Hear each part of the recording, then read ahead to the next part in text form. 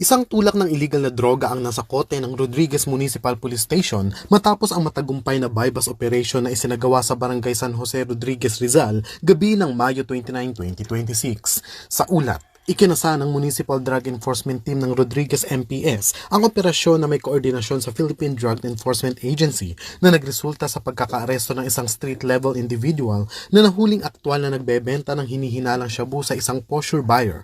Nakumpiska mula sa sospek ang 4 na pakete ng hinihinalang shabu na may kabuang timbang na humigit kumulang 40 gramo at may tinatayang standard drug price na 272,000 pesos. Na-recover din ang bypass money, perang pinaniniwalaang mula sa illegal na transaksyon at isang coin purse.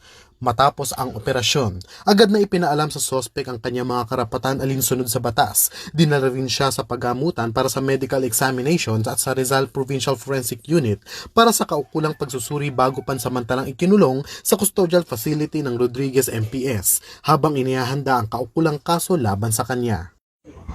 Mula dito sa Rizal Police Provincial Office, ako ang inyong PNN correspondent, Patrolman Junmar Abang, alagad ng batas, tagapagtaguyod ng balitang pulis.